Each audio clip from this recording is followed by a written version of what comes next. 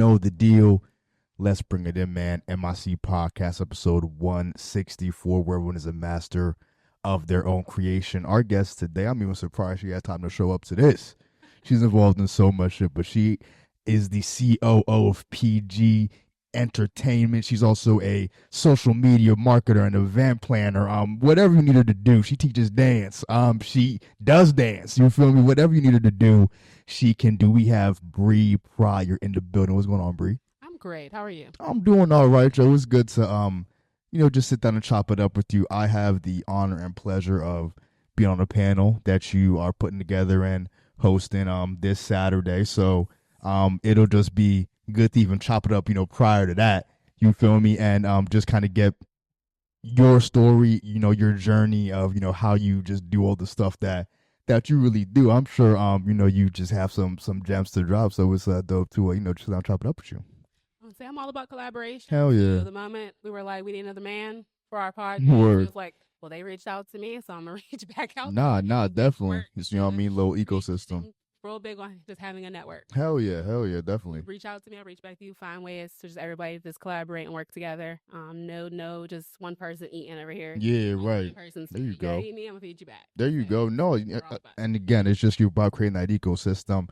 Are you, you're from Pittsburgh originally, correct? I was born in San Diego. Okay. My dad was in the Navy. Okay, yeah, so you bounced around a lot. Okay, got you. So, I mean, yeah, you pretty much, grew up, yeah. Right. So, just how was it, growing up in Northside for you? Well, I was on the outskirts in Bellevue. Okay. But my family lives on the north side across the bridge. Okay. There was a lot of going back and forth. Bellevue, was not a fan, not even gonna lie. Yeah. I don't even think I've been to Bellevue. It's like a little zombie land over there. It's like you cross the bridge and then it just gets a little darker. It's like people just walk up and down. Yeah, I wasn't a fan.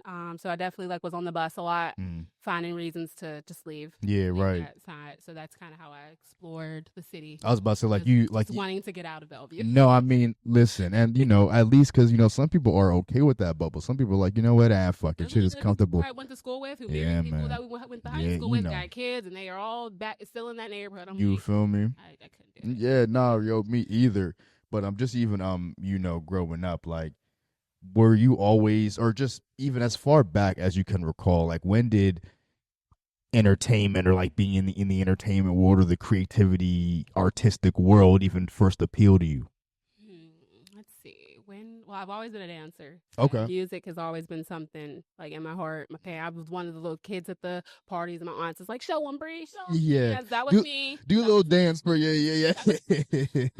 But my dad, back in the day, earn CDs, sell CDs. That was my dad's hustle. That was his side hustle. Oh, okay. So burn CDs, sell CDs. Okay, and then obviously that was a big hustle. Yes, that's not, but facts. Naturally, I started making mixtapes at school and then selling them. Damn, hottest hits. So bro. Music has always been something. It's really quick because every entrepreneur I interview got that story. It's I was selling just miscellaneous socks. I'd find loose socks and bundle them, sell them. I'm like, holy shit. Hustlers, we didn't even know it. We didn't know this entrepreneur world was going to be right.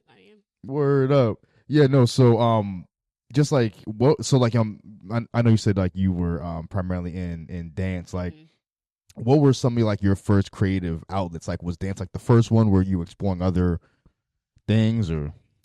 I mean, my sister was a big drawer. Okay. So obviously, I used to draw. I still love drawing, coloring. That's my thing. I like making cartoon characters. Hood. Okay. Black. Yeah. I was putting merch on them. A little right. A little simple things, not too much. Yeah, right. Facts. Just enough. Swag them out. Yeah, facts. Yeah. I like the mandala coloring. Those are things I just really always love coloring. But dance is always talent shows. I was in talent shows early. I did basketball. That was another outlet I had, and then eventually it went into cheerleading with school and everything like that. When did you first get involved with dance? Dance. I think my first school talent show that I can remember, probably third grade. Third grade. But I know I did we used to have community talent shows back in the day. Yeah. They don't do that anymore. I would love to bring them back. Mm-hmm. But we used to have community talent shows. You just pull up to the community events. Yeah, right. But school talent show, I think third grade was the first one I can remember. Third grade. What pushed you into dance early on? I was good at it. Yeah. I was good at it. Everybody loved it. And then it was like, there wasn't a lot of black girls after school. So we kind of created a community around dance. Right. So we would go after school, we would make up dance steps to Sierra and Missy. Like, that was our thing. So then I would have parties. My mom would let me have little basement parties, and everybody would be like, little chicken hands and dancing in our circles. Yeah. And I mean, it's just always been vibes, party, dancing for me. No, definitely. So just, kind of fast forwarding a little bit, like, like through life, like, again, like you have that, at least that nuclear foundation, a dance. But, as you're getting older, like I know you tried pursuing accounting for a little bit, but then figured out like it really wasn't for you. Like, how did you navigate that transition period for yourself? And like, just even, what was like some like the first steps into, transitioning out of that? It was tough. Yeah. Because I'm a planner. Yeah. I've always been a planner. So I did 2 years of accounting in high school. Yeah. Got A+, did my senior project on accounting. Literally right after I danced in the talent show, I did a senior project presentation on accounting, and all of the teachers are looking at me like, are you sure? Like, I don't know if your personality fits this. Yeah, right. On stage, are you talking when you want to sit in an office? Yeah, right. That went over my head. But, I went to school. I went right to the CCAC. I took 1 3-hour night class. And I was just like, a 3-hour night classes, is already fun. Yeah, that's class. nuts. But if I can't do it for 3 hours that night class, I probably don't want to do this for the rest of my life. Yeah, right, real shit. Clicked, and I was just like, no, this ain't it. And I don't even know how I got blessed with an education job. Somehow, I don't even know how, like probably Indeed or Craigslist. Yeah, right, back in the day. Facts. Obama, well, used to be Peabody, they had a preschool in their basement. I don't know, it might still be there. That was my first job. I was working after school there, and I kind of just fell in love. Okay, word. I just loved it. Yeah, people, I was working with the kids, just interacting with the parents, and like just being a resource. I just kind of fell in love and never left. Word. So like, what was life looking for you, at that point when you decided to, leave it kind of behind? Like, what was was there any direct goal where you just kind of like, I just got to figure this shit out? And yeah, no, I feel that. Yeah. My older siblings didn't go to college. My granddad was really just on me, like, you need to make sure you're doing something that's going to make you some money. Like, you need a job. You need, like, I was really just like, I need to make them proud. That was kind of my mindset. So, yeah, I was just like, okay, I'm going to try this education thing. And then I finished up at CCAC and transferred to Point Park. Okay. Because I thought I wanted to be in special education. Right. Then they kind of scared me. Like, not that they scared me. It was a lot of horror stories. And I was just like, I'm not trying to be attacked. You know what I mean? So then I was like, all right, like, I'm a experimenter. So I don't like giving up until I try. Fair. So I did an AmeriCorps program. I don't know if you're familiar with them. It's a good government. Vaguely, yeah. So we basically serve at different centers. Okay. Is that like the new Peace Corps type vibe? Or word. Same umbrella. Okay, word. All right. It was Keys. So we worked with education. So I had my first placement was in Manchester Charter School, and then I did Propel Northside. So I worked at those 2 schools for those terms and learned I did not want to be a teacher at all. Yeah. I said, you guys are stressed. You guys drink every day. Like, that's not, my little 21, 22-year-old self. Like, I don't want this for myself in my life. So then I kind of pivoted, and then I kind of just made the connection with what I was kind of living 2 lives. Yeah. I was in school, but that's what creators do, though. Yeah. Out of school, I was going to hip hop. By day, you Clark Kent. By night, you Batman and Superman. You feel real shit though. Yeah, right. So I was like, I'm just gonna try to put these 2 pieces together. I love community. I love hosting events, and then I went to Pitt. Hell yeah. They had a psychology and education program that was kind of, people in the program were kind of doing anything they wanted to do. I was just like, you want to do a community center? Do you want to do recreation? Like, do you want to travel overseas? Like, you can kind of do anything in this program. So it wasn't like a direct path to a classroom. Did you like that, or like, did you want more of like an angle? I loved it. Okay. It was 2-year program. I was with the same group of people for both years. It's like, like 2 dudes. Yeah, like right. 3 girls. Yeah. We need more male teachers. But I loved that. I loved that I didn't have to keep meeting new people. Meeting people in all my classes. Because like once I went to CCAC and then Point Park, I was just kind of over the whole school. Like, it was prolonged for me. But I had to decide what I wanted to do because I wasn't going to give up. And that's when I decided to do that. And then I went back to Manchester, got a job, and then I left. Yeah. No, it's because trust me, like, I'm no stranger to fucking leaving the job. You know what I mean? Like, I've left. Like, if there's one thing I'll do with a job is leave. You know what I mean? You might get a 2-week notice. You might. Maybe. I've matured since then, but like, I work with kids now. Right. Work with kids. Yeah, to be mature. I can't exactly. Kids. Right. Yeah. You feel me? I've matured since then, but me 3-4 years ago, you would have. Yo, I'm not even fucking with this vibe. Yeah, man, I'm out. But just even like hearing your story, like so far, son, and like you even mentioned it, like you are at least willing to try something before you're like, you know what I mean? Like, I think that is just so much to your benefit because, like, again, you can even just use that data to be like, all right, what's my next? If like I did this, I did that, what's like it can just like at least let you know like, all right, I know what I don't fuck with, let me just like try to move more towards what is appealing to me. Exactly. And then just being in the classrooms and seeing people had those leadership roles in school. They weren't necessarily in the classroom, but they were still seen as leaders. They didn't have to yell, but the kids trusted them. Or the people working on like the parent engagement events. And like so I would try to like slowly put myself in those areas. So Definitely. That's kind of how I did my internship there. Okay. So I'm like, they already knew who I was. So, and they have a community engagement center now. I helped them basically put that together during my internship. There you go. So I was like, I got some stuff. No. So, and like, all that was necessary to like even land here now, like in some form or fashion. Again, even if it was you don't like it or like you don't, fucking like at least again like you have that data. So, and always meeting people is always great. So, yeah. I'm always going to take a connection. Real shit. Every job. Facts. I know, but like so, and you can even just fill in the blanks. So, I'm just doing the broad strokes here, but before you linked up, or just like even like initially when you linked up with Pirate Gang, right? Like you said, like writing music and like performing wasn't necessarily like your strong suit, at least initially.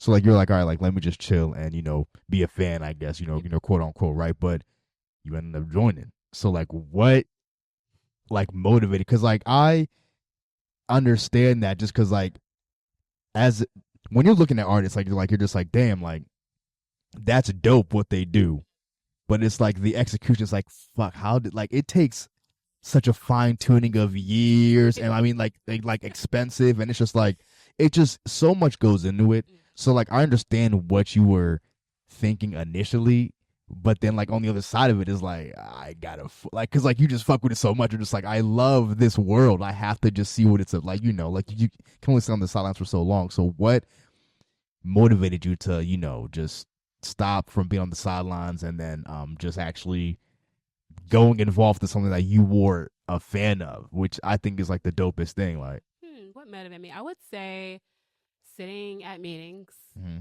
and just listening to them repeat the same ideas over and over and over again. Like what? It's like as far as what? Just like this is a video idea, this is a song idea, but it's like nothing was ever happening. Yeah, like, right. Just keep having these conversations, but nothing is coming from it. Niggas link to talk, like I'm an organizer. I'm like organizing and making documents and typing stuff up. So I'm like, that's where I can come and fit with these creatives. I can help them get a little bit more organized somehow. Yeah, right. That's how my project management came to fruition, and helping artists just with photo shoots or videos or hits that they're trying to put together. Yeah. And entrepreneurs even too, because I mean a lot of the people who are in Pryor Gang, they're not just artists, but they were doing photography, or they were trying to do clothes, and like we're all ambitious. You know, right. Do it all. So it's kind of like you guys need somebody to help you organize all this. Yo.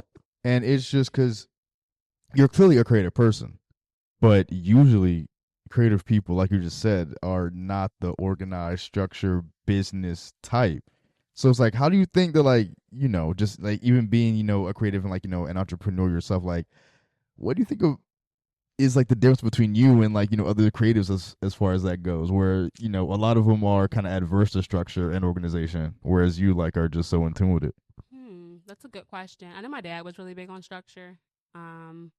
But also just like, I mean, I guess education better, like being around so many teachers, being able to see the resources, how they organize their presentations. It's like, we need to have our stuff looking like this. You go to a meeting and they have everything typed up. These are our meeting notes. This is today's date, and the people the minutes, all that, right. It's like once you start looking at your heart, oh shit, this should actually, yeah, I know, right? And like even from AmeriCorps, one thing I learned about, I always every time we did something, they made us do like an even better if. how could this be even better? So anytime we did an event, anytime we did anything, we could come back to the table. How could it have been better? How could we have been better prepared? And still to this day, me and my husband do it for everything. Yeah, there you go. So, how'd you even like initially get involved in those meetings? Like the Pryor game meetings? Yeah. We'd be link up. Okay. Yeah. At first it was at the Art Institute. Okay. And we just link up. And then it turned into somebody's house, and we just all link up. Yeah. So it was literally just link ups, and then I think probably like Power Gang developed in 2010. Okay. I met Sean in 2011 when he came back from the Army. But I want to say like 2016 is when he was like, I'm going to turn this into a business, more so a business, and when he decided to make it an LLC. So that's when he got more structured. So it kind of forced everybody to get more structured. It wasn't just hanging out, chilling, smoking, drinking, writing anymore. Yeah. It was now we have actual stuff that we need to handle. Right. How long was it before you like initially linked up and then moved, just kind of into like the role that, you are now? And let's just even say like initially, because like there's even stages for. They had managers. Yeah. Okay. Word. Point in time where I was not allowed at the meeting. Yeah. Because I was a girlfriend. Crazy. Yeah. Right. So I was a distraction. Girlfriend with a strong opinion on the way things were being ran. Yeah. Right. Right. Wasn't even allowed at the meetings. That's crazy. Right. So I think it's us watching. You have managers, and then it's like they fall off and disappear, and it's like communications off. It's kind of like who looking around, like who are the people that are going to be here. Mm-hmm. I'm here, so like why can't I help you? So kind of just picking up those skills and doing what I need to do to help people around me. From your perspective, like why do you think managers fall off with artists? I think that some think they can do it. Mm-hmm. They might not be ready because we have to be able to manage ourselves. Even with me having clients now, I'm a little overwhelmed. Right. I'm just like, all right, I got to take time off for make sure I'm okay, but then I have to make sure I'm checking in on you. I have to make sure I'm checking in on you. I got to make sure you're doing what you're like. You have to make sure people are doing what they're supposed to do and hold them accountable.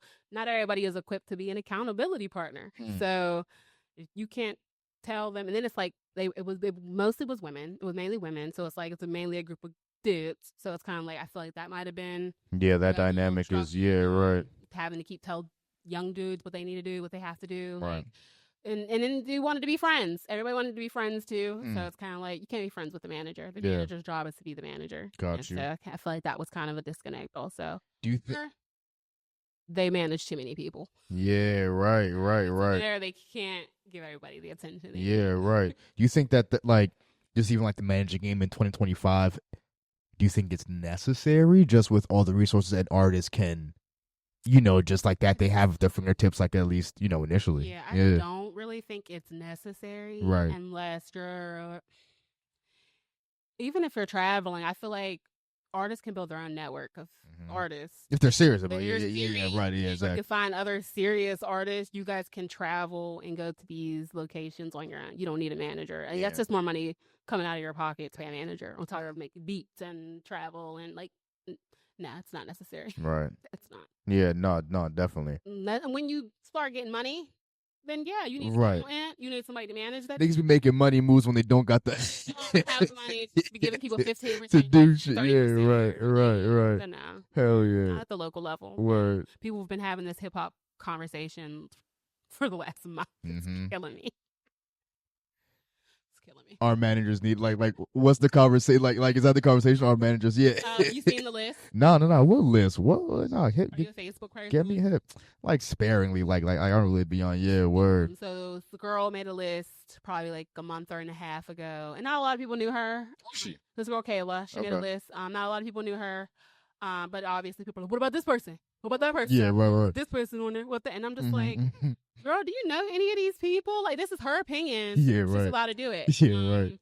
But then today, Landon Thomas, who was a big I know. Chat GPT'd shit. Pop hip hop list. Okay. Go hype up and R&B because they be forgetting about the R&B artists. 100%. Right. And they be the ones that be on these stages. That's a fact. And so he did hip hop and R&B, and it was Chat GPT. So yeah. How do you argue with a robot? Yeah. Right. So they got to be correct. It was a lot more accurate. A lot more names that I knew. And the people were still just like, this is bullshit.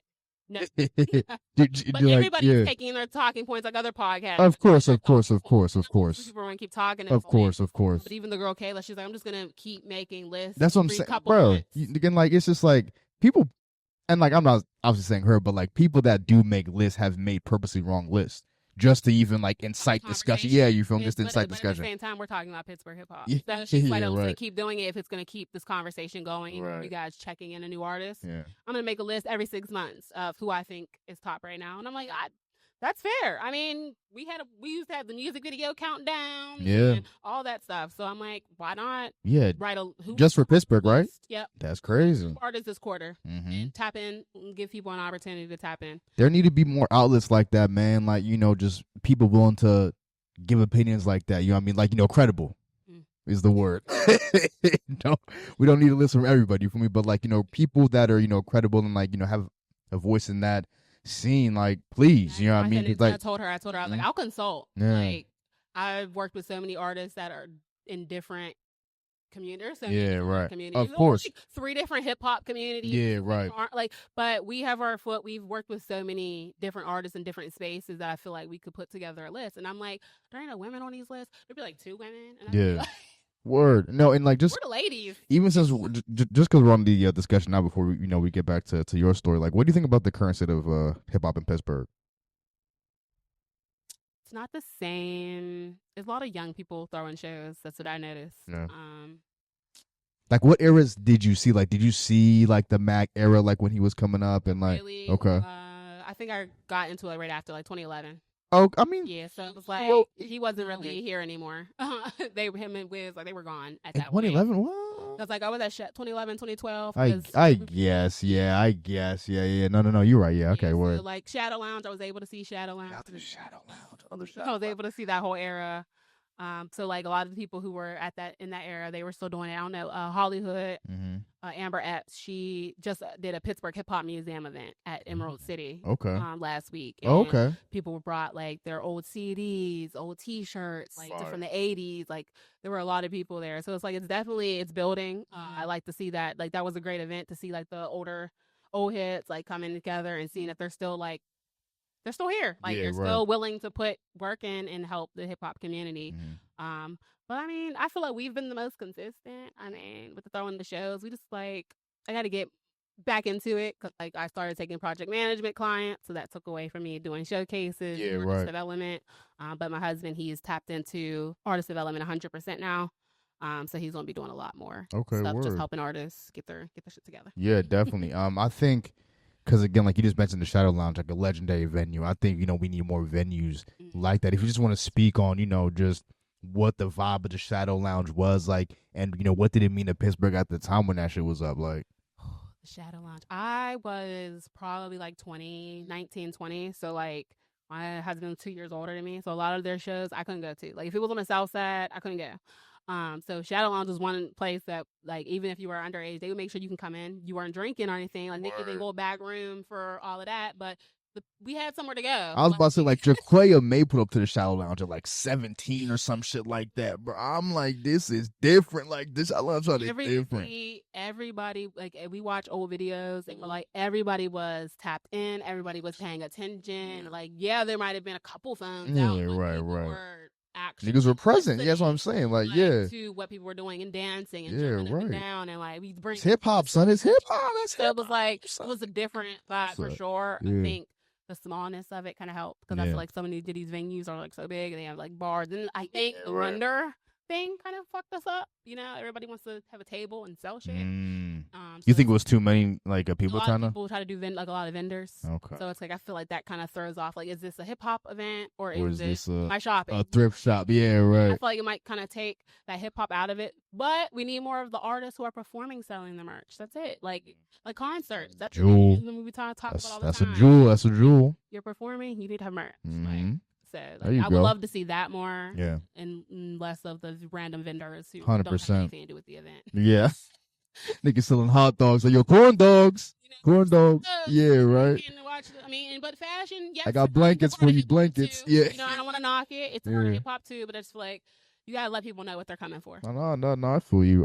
So you can go back to your story again when you had initially linked up, you know, with Pryor Gang, like just even landing in a place like that, or just like, you know, being involved with a crew like that. How was it to be in a place where you could finally explore yourself creatively? It was amazing. Yeah. It was amazing. It was beautiful to be around singers, rappers, writers. I couldn't write. I can't write. I mean, I'm not the best. Videographers, graphic designers. Like, I learned a lot from all of them. Like, even if we don't talk anymore, we're not connected, like, each one of them taught me something.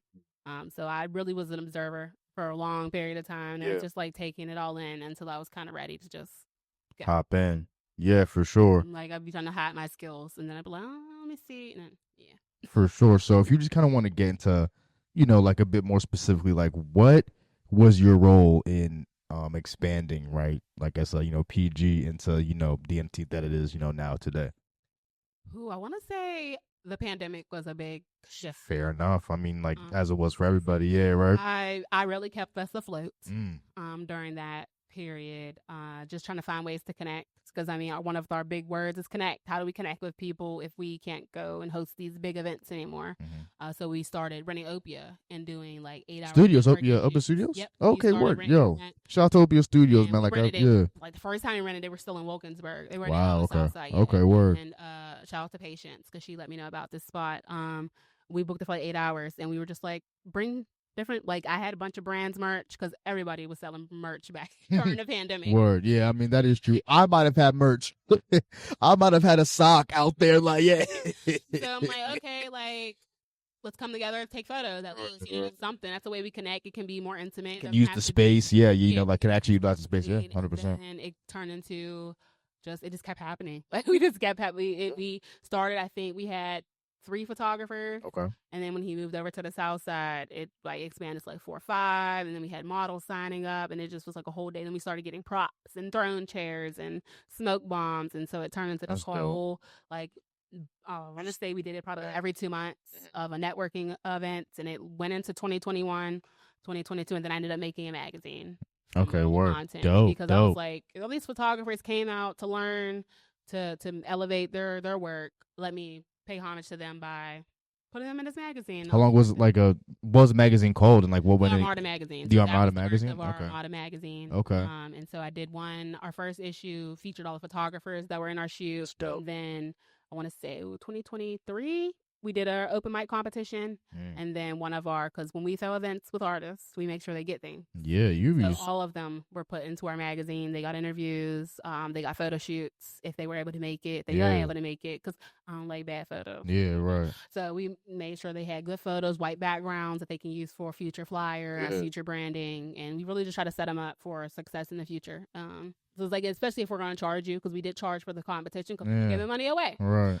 We were like, if we're going to do that for you, we're going to give you X, Y, and Z in return. So they were able to get a shoot, a magazine feed, which I feel like it's well worth $75. Nah, it sounds like you be getting to it, son. Like you just be getting in spaces and turning the fuck up. Like, yeah, I'm trying to get back into that shit is crazy. It ain't the same. Yeah, that shit is super different. I mean, like, I even want to touch on like the magazine. Like, is that still going? It is. Okay. It's paused. I'm working on the 3rd one. We just opened up our store downtown. Oh, congrats! Thank you. Yeah. So, what? You said it's downtown. What's it called? The Shanty Shop, PG Shanty Shop, on everything. Yeah. So we have like a thrift component, but then we have like our merchandise in there, and then we're gonna be getting some other local entrepreneurs to get their stuff in there. But yeah, it features all that. yeah, facts. Did you like was that when did that become like such like a I guess tangible goal for you, like just like wanting to just connect all these people and trying to like all these like different people? Because I mean, like, that's definitely what this platform is about. But I think that like the city needs like 80,000 more of you, like for real, because it just sounds like you're just trying to add to the Pittsburgh ecosystem. Like, if you're serious about your craft and doing what you do, how can we, work? Like how can we plug you into certain spaces and like I think there needs to be more symbiotic relationships, and like that doesn't necessarily mean people are taking advantage or using one another. Like, the operative word is symbiotic. Like, both parties are benefiting from this thing, and like it doesn't have to be like a using someone for ulterior motives. But if you have a vision and someone else has a vision, and y'all can both collaborate. And that's one thing I'm kind of, never gonna lie, I'm struggling a little bit, because I love showing love. and I've been showing love to so many people for so many years. Like we have a sounds like it, like yeah, right. called PG promo. Yeah. So that facts. Yeah, right, you right. don't have to send like people send me links. Yeah. Stop sending me links. Just tag PG promo and I'll share it. Yeah. But when you start messaging my personal page and I get overwhelmed, and I'm just like, now I have to switch pages to go over here to find it to share it. That's more work for me. If you could just tag that page. But through that outlet, through my personal outlet, we've supported so many people. But it's kind of like, it's been a one way. So now that we have our store, we're kind of like, shares and telling us you support us is not enough. We have a house that we have to pay for, and a store to pay for, and a car and a child. So we love the shares. Yeah, right. We love that y'all tell us that you love what we're doing, but niggas can't eat off. Yeah, right. Yeah. Shirt, we want to do more work. Niggas can't eat off shares alone. Like not even just about our personal stuff, but like we want to do more workshops. We want to pay speakers, people to come and facilitate these things. We want to pay artists. We can't do that if you're not supporting what we have going on for the community. So it's kind of like, buy a t-shirt, grab a bracelet. Where do you think like yeah, no, where do you think the just and again, this is just from your perspective, you know what I mean? Like where do you think like the drop off happened where it's like these movements and these efforts weren't being seen in the city, or like when did you feel like there was a gap?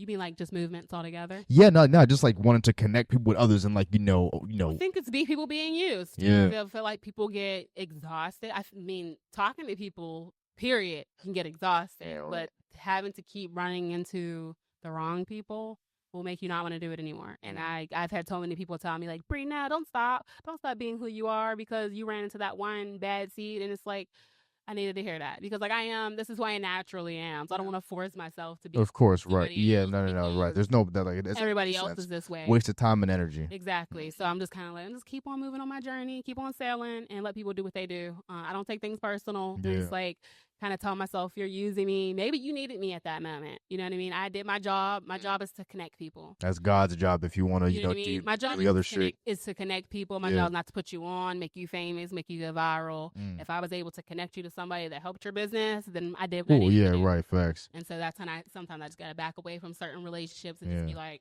I did what I was meant to do. That's crazy. Like, did you run into that a lot? Like people expecting, like people just expecting to blow up. Yeah.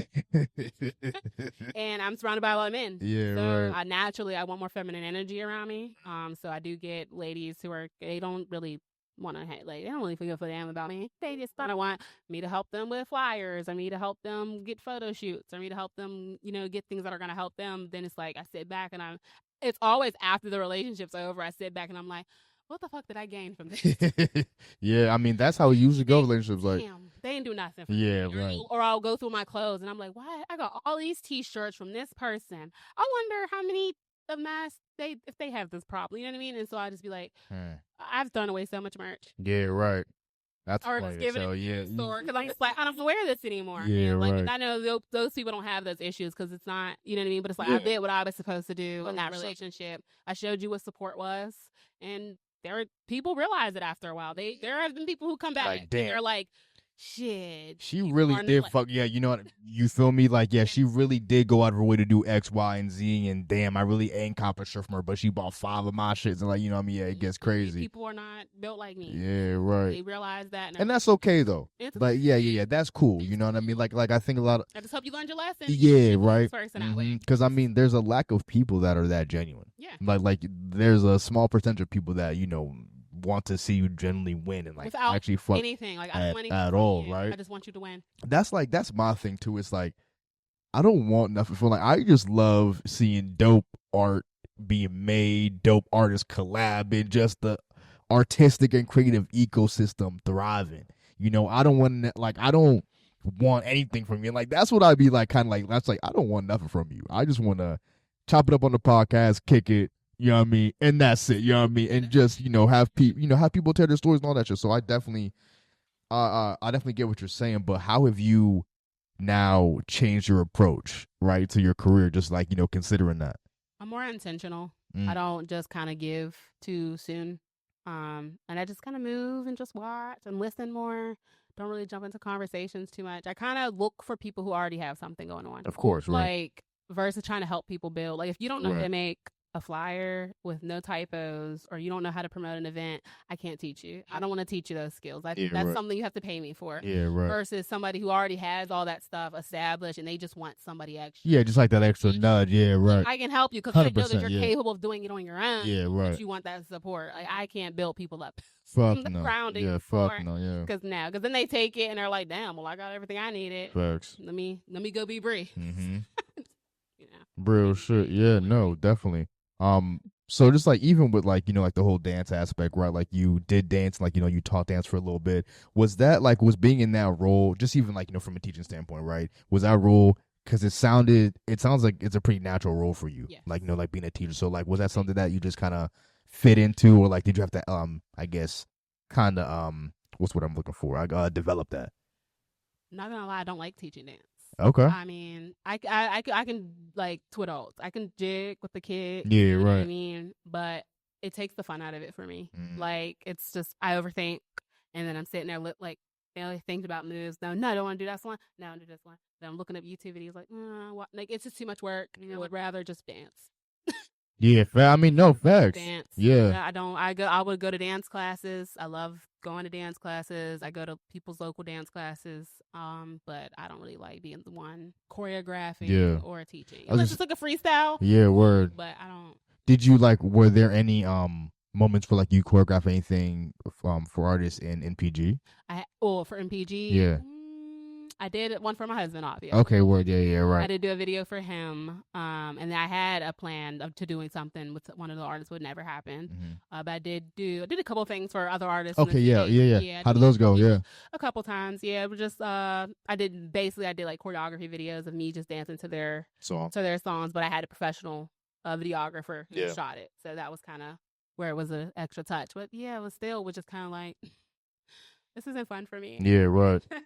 I'm like, a little $75 is cool, but I was like, this ain't fun no more. So, definitely. And it took a lot of time. I was just like, nah. Yeah, for sure. Just go to parties and dance. No, I mean, I'm the same way because I do love dancing. Yeah. But it's in a recreational setting. I'm not trying to fucking, you know what I mean? You feel me? Right, yeah, right. I'm not trying to start a beef with the forbidden move off the top of the movie. Shout out to Chris Brown, man. They smoke. Yeah. All the girls. Son, bro, they smoked some like 5 minutes into the joint, but he had the illest set. He hit the illest joint, and then they were like, "Nah, we can't. Yeah, you can't just make kiss and be in this entire movie, this 2-hour movie." No. I'm crying. But just crying. Yeah, yeah. I know, right? Yeah, that's stupid. So I know we're hopping around, but so again, just like as far as like, you know, PG expanding, right? It's like into like, you know, all the lanes. Like I know the magazine was a big part of it, but like what was some of the other things that like, you know, you push? Like was it really you that just like kind of like pushed the expansion into like, you're like, let's see if we can market for people. Let's see if we can like, you know, do other things. When we turned to a business, it was my husband who is a CEO. He's just real good with words. Yeah. Like, he's a talker. That's why you need to get him on there because he's a talker. Yeah. He's real good at professional development, of course, meditating, journaling. Like that's his niche. And then our graphic designer, Verge Boogie Designs. He worked for BET for a couple years. Oh, okay, word. Shout it up. But he like was in charge of all graphic, like he's motion graphic, cover, CD covers, like anything, he can do it. And then Lava, original telegenic production, she was our videographer. Okay. So everybody kind of had their space. And then I just kind of was like, oh, I'm COO. I'm just gonna find. I had to find some. Yeah. I had to find my space and all. Absolutely. And so then it just kind of came to helping them out where I could help them out, and then kind of turn that into project management. Yeah. What was it like? Just even leading up to getting that title for yourself, like, you know, like COO, and what did you expect to do versus that title to myself as most do for, like, you know what I mean, like as most do for real, like. How did it come about? Because I'm with Sean all the time, and I see the ups and the downs, and I'm the person that has to keep the CEO together. Of course, but just even from like your own personal standpoint, like what did you think the job would entail versus the reality of it, and like how did you grow into that role? So when I initially was like took the role, I remember I like wrote everybody down. Like I don't know, I just started doing stuff. Yeah. Sometimes I just start making documents because I don't know. Yeah, right. So I just kind of started making. Let's just make a documents. spreadsheet real quick. Yeah, right. Yeah. I put their logos on it. It was color coded and kind of just told everybody this is your role, but this is also your separate entity. And kind of just broke everything down. If you want payment for this extra thing because it's not technically it's your own business, right? You want payment for us? Let us know. And like it was just all like, and it just kind of happened. Yeah, right. I just kept doing shit. No, sure, yeah, doing stuff. And then I graduated from college. Had my son. He didn't give me no time.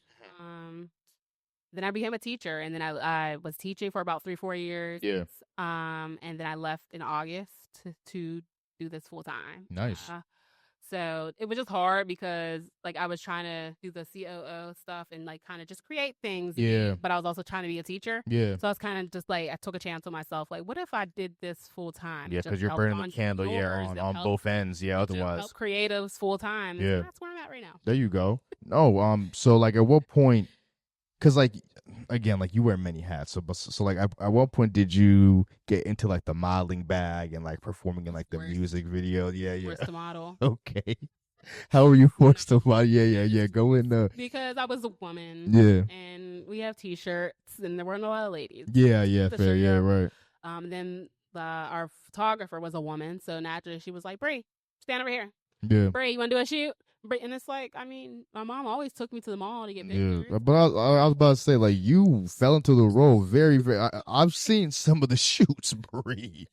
Weekend. You fell in love with it. You adapted too. Very well for someone who doesn't fuck with it like that. But like, I feel you though, because like it's right. And it's like birthday shoots. I was sure I gotta do something for my birthday, right? You know, so like it's at least once a year I do a shoot. But I definitely am overdue for some photo shoots. I have Mother's Day one coming up. So. Okay. No, yeah, definitely. And just even again with like performing in the videos, like was it from a dance standpoint where you just like kind of making sure the videos came to life? Like what was your role with, like within that? I want to do more videos. That's one area where I feel like as a gang we have not done as well. Content piece, Sean has probably like 3 or 4 videos. Okay. But his is better than zero. Like his is like I did the one video for him, but it wasn't like it was like a choreo video, so it wasn't like an official music video. But I do want to get into like actually like managing and being behind the scenes for music videos. We did do Joker. He did a Joker music video. I actually think that might have been my first time managing a big project. Yeah. And I basically had like a whole sheet. I had like a call sheet. Anybody who was going to be involved. I had what they were dressing up as, where we're meeting at the location. Like that was my first time like really organizing and putting it together. And I remember somebody was like, "Bree, you said we had to be here at this time." And I was like, I got to be there because I can't make her mad. And I was like, oh, people really be respecting what I'm saying. Yeah. Okay, yeah. Well, shit. Well, no, because like it's like, your reputation precedes you. You feel me? So like if you do enough good work and it's like, all right, like, you're in the flow of it and, you want to do this next thing and, people have seen your past work. It's like, all right, this is a credible person, a professional person. It's like, how do I want to represent myself if I'm going to work with them? So. So that was the first time I was like, damn, people really be taking me serious. Hell yeah. I feel like that. Honestly, that was like the first big project. And then, Diara Amani, she was the first person to pay me as a project manager before I even considered myself a project manager to do a community event in Homewood. Okay. It was the Oasis Farm and Fishery Bible Church. She did like our own little open mic series, poetry series with a live band. And then we also did like a community event. And that was the first person who ever paid me. And then I was like, oh, okay. So I can really do this and get, so yeah. So, yo, it sounds like, because this is a far cry from the woman that said, oh, writing and performing isn't my strong suit. I want to stay a fan. I don't know if I like. This evolution is insane to like, now you're like you've modeled at this point, you fucking, manage products at this point, you know what I mean? So it's like, when did it get, I don't want to say easier, right? But like, when did you kind of get into the flow and even just kind of get rid of like those preconceived notions of yourself and being like, I'm still not. Shut the fuck out of here, man. Get out Still of here, working on Get out of here, the best yo. way to organize Yeah. everything. I have shit in my Canva from 2017. I'm like, I need to delete this. Don't. No, for real. Do not do that. No, dead ass. No. Do not do that because you don't know what that. In 20 years, you could fuck around and like you use that for something. I need to put it somewhere. I Yeah, need to get, like, no, a hard drive. for real. Don't. And Even if it just no. Paul's gonna let me keep my hard drive. But if they do, Yeah, right. using a hard drive and Yeah. put everything. Nah, there. Dad, don't delete that though, because you never know what that system. Okay, yeah. I'm like, I have so many clients and I have Power Game stuff, and then my husband always tells me to focus. I'm a business too.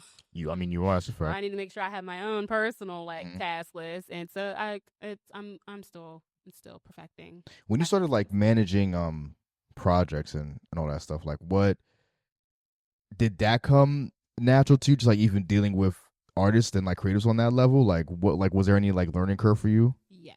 Mm-hmm. Flashback to August. Yeah. Had a panic attack. Okay. Okay. I went to my cousin's wedding. That sucks. Well, I got married in July. Yeah, congrats. Thank you. Mm-hmm. And then I was a maid of honor in Atlanta in August, and I was like planning on leaving my job. So, like, we still got paid through the summer. Right. But after I got that last check, I was like, I don't know what I'm gonna do.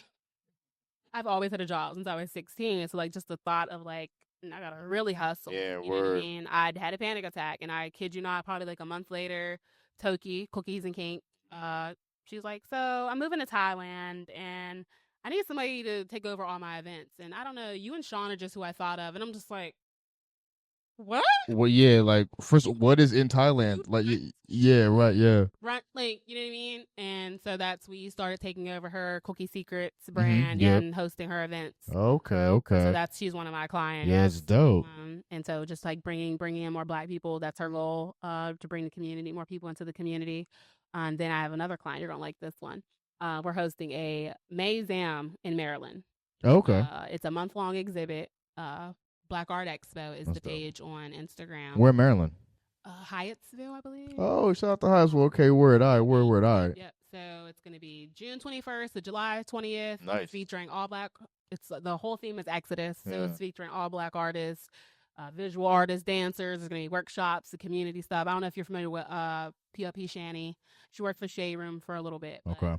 She's my client where that I'm helping her. That's dope, yeah. Helping her push her event. But she's like, when I speak of people who know what they're doing already, she's what I'm like. She doesn't need me to do any social media. She doesn't need my job is to help her stay focused on what she needs to do. And I'm like, I like that space where it's not as much pressure on me. My pressure is make sure you're okay. Right. Like that's my job. 100%. Make sure you're taking care of yourself and you're doing stuff that's on your task list. Yeah. So. How did you? Because I mean, pretty much just from what you told me, like this is 98%. Let me not say 98, but like this is like a good amount of networking. Yes. Like like putting yourself in these right spaces, right? Like bumping shoulders with and like I don't like the term networking just from like it just sounds too formal, and it's like, yes, I understand like it's necessary, right, connected, right, but I don't like to be like, hey, my name is Tobin, this is what that's never how I've approached networking. I will never approach it that way.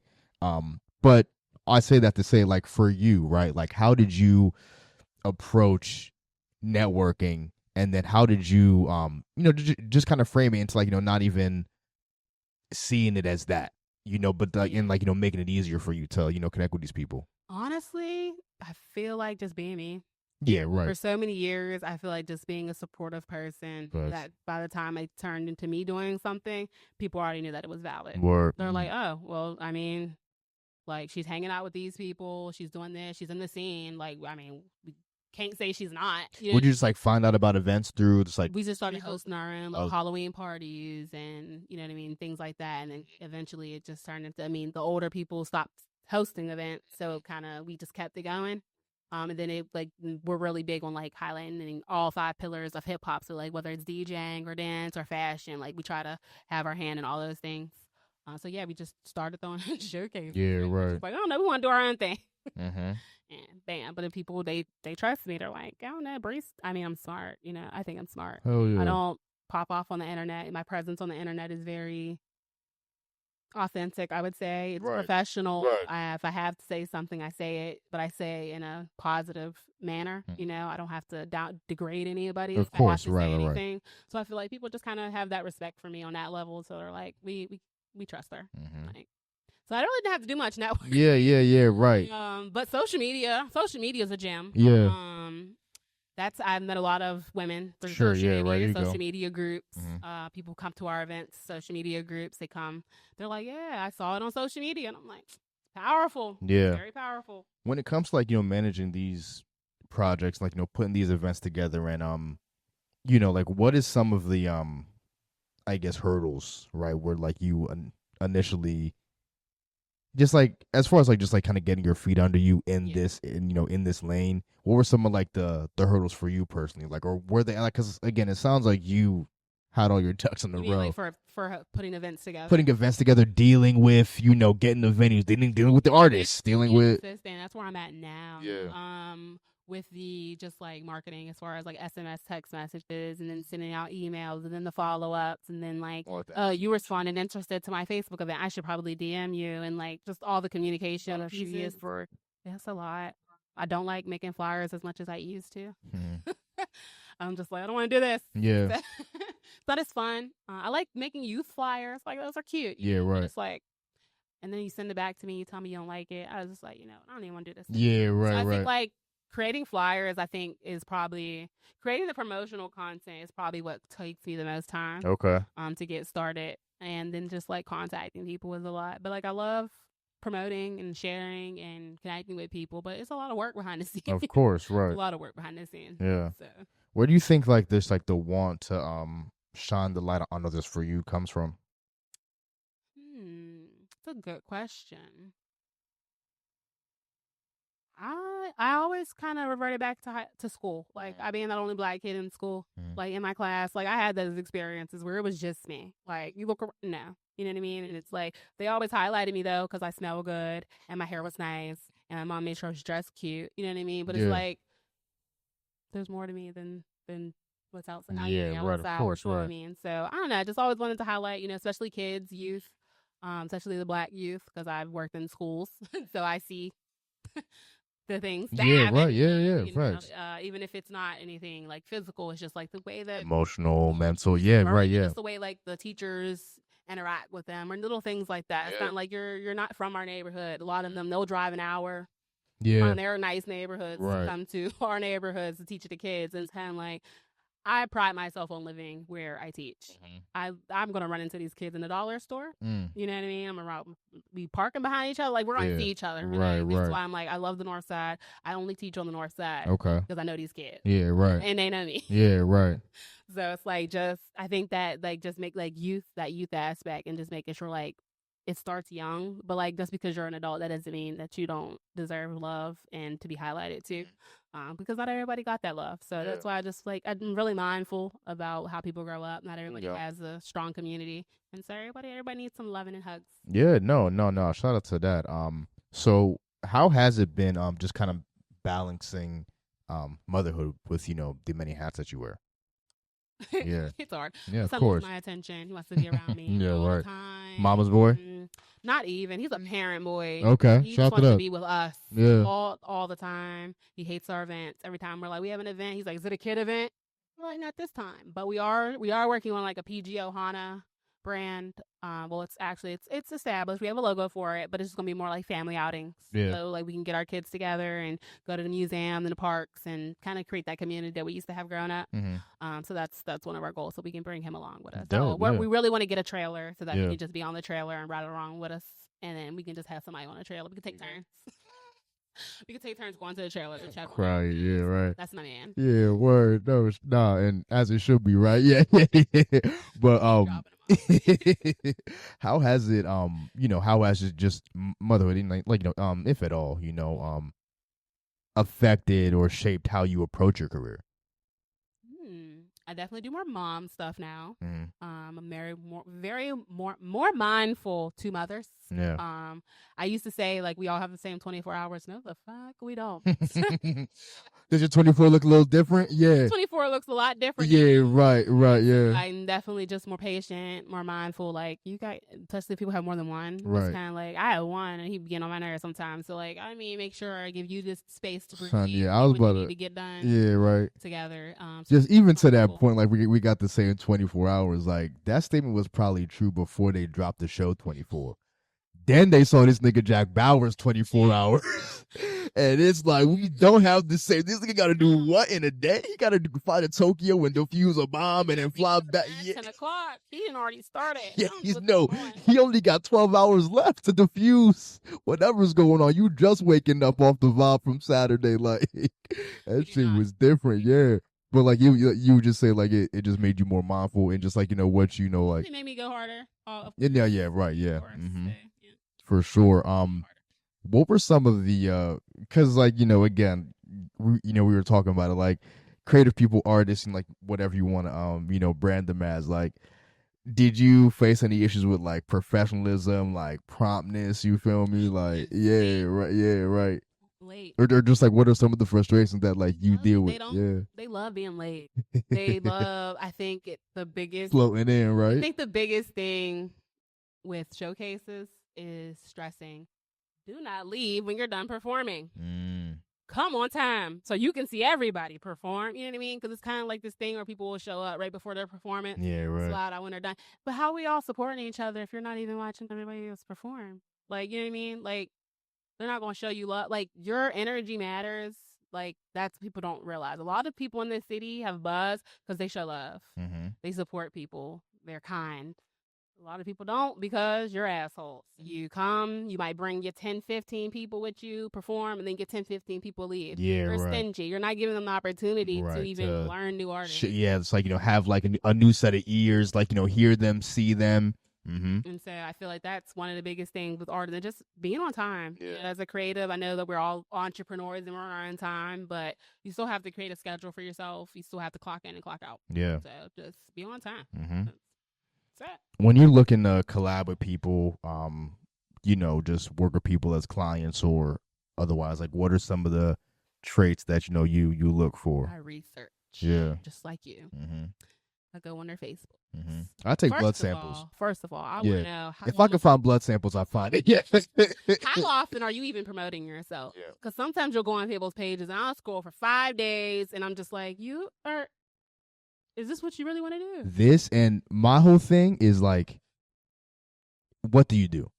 Yeah, you know what I mean? It's yeah, right. It's like, and it's just at a glance, right? Like obviously there's more depth and like people can like get to on a deeper level. But for someone who don't got that time, they just need to really quick. All right, from like the first, once they land on your page, it could be like, this person is this profile picture. You feel me? Like, and it's like I feel like people wanna, and I even just like want your perspective on this. Like I think people don't want to attach themselves to any one thing because like, and this is just a product of social media, but like because they don't, the final result isn't the thing yet, right? So like they're pursuing something. So like if they don't, they got a little imposter syndrome. Yeah, like, it's mine, but is it? Is it? You feel me? And it's like if it don't work out, they can just kind of we were kind of talking about this with JKJ the other day. Like you'll see a nigga like change his whole IG page and then like become a rapper, right? Yeah, right. And like now this person's a rapper, right? If he don't go viral in a month, you know what I mean? Back to his other page. Archive the whole rapper page and like now he's selling like whatever, you know what I mean? Like now he got shoes. You feel me? So it's like they don't want to attach themselves just because of the down. They're scared of the down. Yeah, exactly. Like they're scared of like not getting the result. You know what I mean? So it's like, what is your perspective on that? And just like that whole behavior and scene right now with scared money don't make no money. There you go. Right. People will be scared. I've had imposter syndrome. I told you, I had like a panic attack. Yeah, right. Like, I know. I've been scared teaching. My first time I had to teach. Guess what? I had to do that shit. Right. I mean, like, you're not gonna learn unless you're scared and putting yourself in situations where you're nervous and scared. Yeah, right. I mean, if you stop doing something because it's not reaching a certain place that you're not meant to do it anyway. Yeah, right. You're not passionate about it. Like, right. It's a joke. Like, and I'm not saying like you can't even have other interests, bro. But it's just like if you're doing one thing, like people just got to know, just even for your benefit. Like for someone like you who wants to work with someone, you're like, all right, like this person kind of does this sometimes, and kind of does that sometimes, and then they was tried this, and they're still doing it. Yeah, it's just like you just gotta. What is it that you want to do? You saying that's kind of where I was at with myself. I was like, I can't be a model and choreographer. Who are you then telling? I host events. Who were you telling? And I was like, I'm just gonna be a project manager. Word. That's my title. Yeah, you can help right. me with a whole lot of things, but the one title is project manager. Word up. So Real I can't shit. be with album titles no more. I can't keep being a slash. Every time I need somebody. Yo, it's mad slashes in the crazy. Like, crazy. Slash. These niggas has mad I need to slashes. find a way Like, to say this in just one title. Real shit. So no, and I agree with you with that, man. And it's like, so when you're even collabing with people, like what are some, like, just even speak to someone like the some of your favorite projects that you've managed. Again, like you the Cookies and King is like a huge client of yours, and y'all are working together. You said that was one of your first, right? Correct. Yep. Okay. Where, like, was there anyone else that you work with in the city that which is just super super fulfilling to you, or like what other projects? A lot. Yeah, right. I don't know if you know about Culture Kitchen and Bar. Yeah, I live right across from Culture, son. Yeah. And bro, shout out to my man Benny, bro. My man Benny be going to Culture all the time, son. Like I got a link with you at we can be throwing Culture, bro. Yeah, man. Like we were connected with Ressa right after our bad business relationship. We connected with her, and like she is like the star. Like I was ready to just be like, I fucking hate Pittsburgh.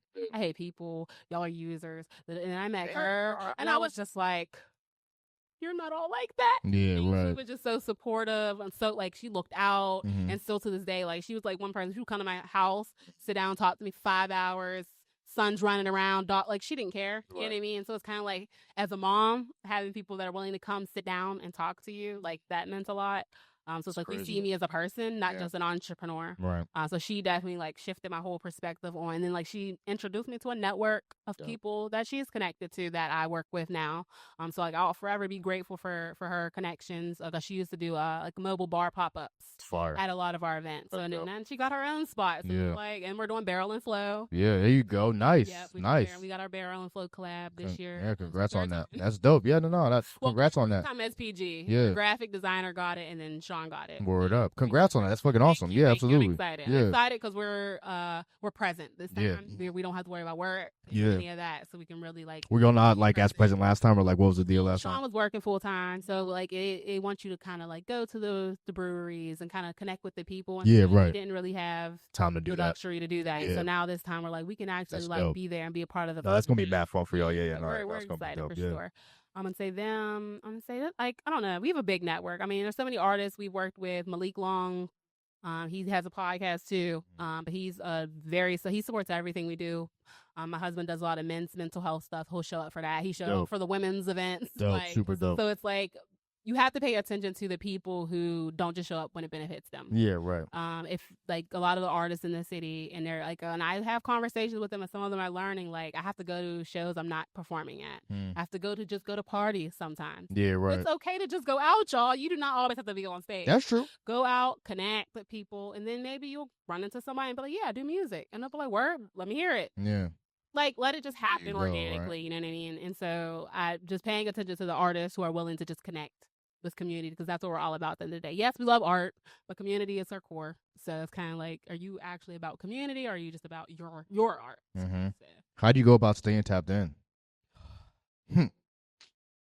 Social media. Yeah, right. But I mean, just following the right people. Like Mark the Bull, they do their rapping things. Joel Cullum, they have Pamplona. Yeah.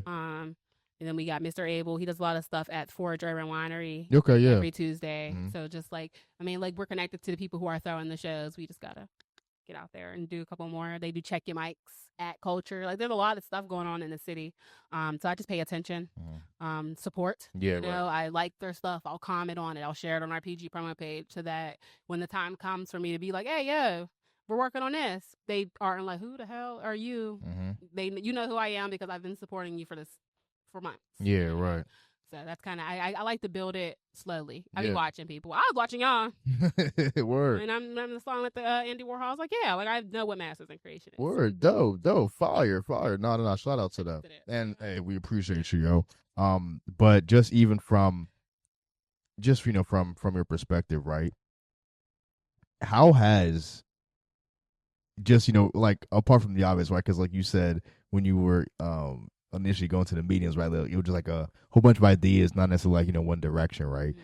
But like, how has it been, or in your words, how has PG grown or evolved, right, from that moment where you observe like, this needs some direction to now, you know what I mean? Like, I think right now we're trying to find our middle ground because it's kind of like we went from chilling to now we're over organized. Now we're just like, no. Now you're militant. Yeah, right.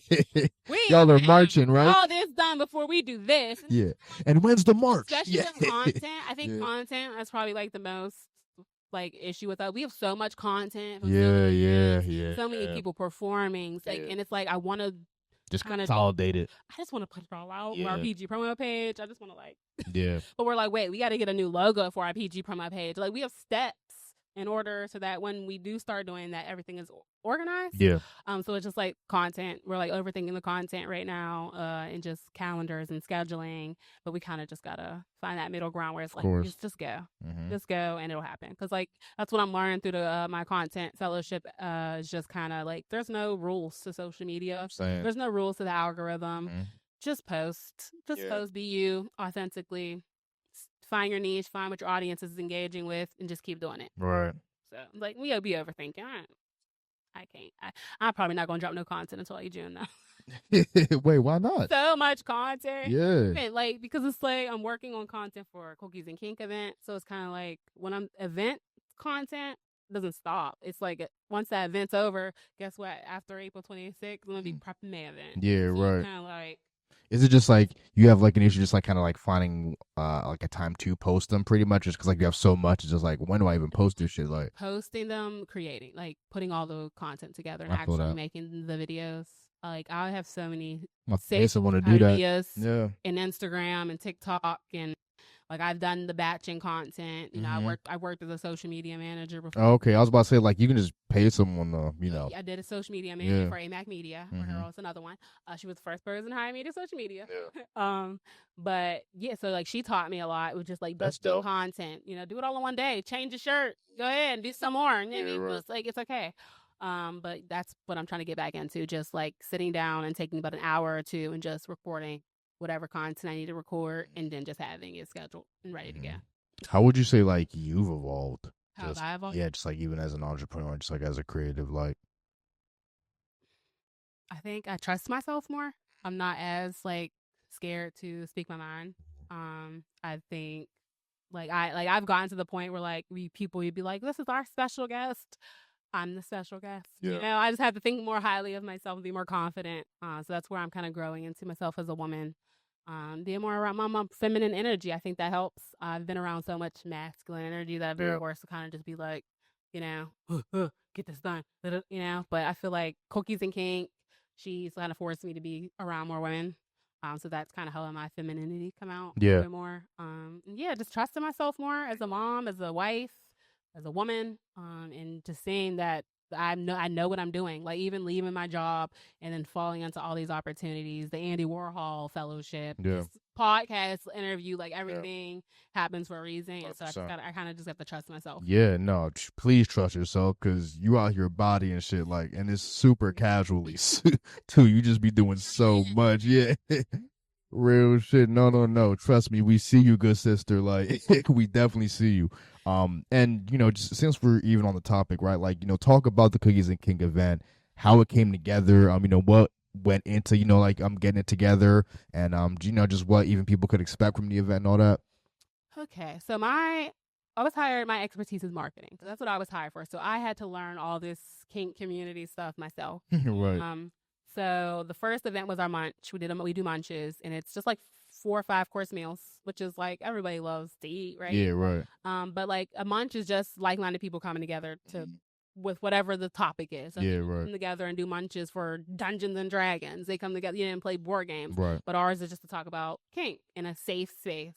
There's a lot of white kink spaces in the city, so we're trying to create more like a safe Black space for the kink community. And yeah, we like play bingo. We learn different terms that people maybe aren't familiar with. People can ask about like the poly lifestyle. We have speakers and demos.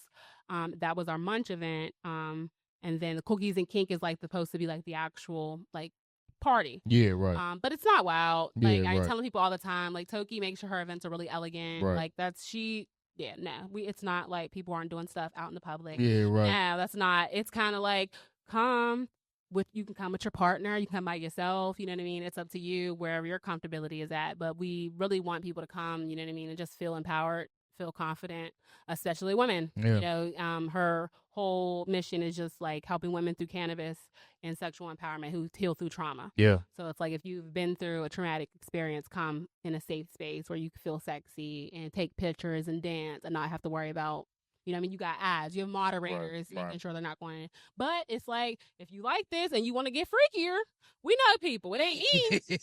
I'm not the one hosting those. If you want to dabble, right, yeah. But we know people because we're the network. You know, Yeah, so it's right. kind of like inching, because our community is built on shame. You know what I mean? Like Black men are shamed, Black women are shamed for what they like. And so we're kind of like trying to ease them into having these conversations. Confidently. And then if that's, you kind of want to go that route, then you can hit step 3. Right.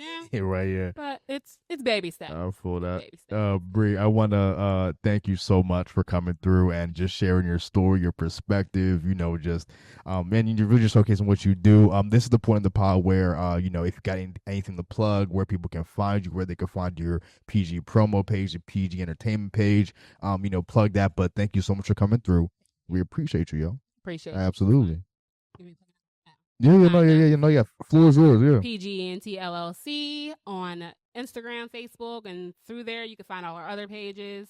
Our website is PG Parlay. That's PGPARLEY.com. Or you can come downtown and see us at 105th Avenue at our new store. It's PG Shandy Shop.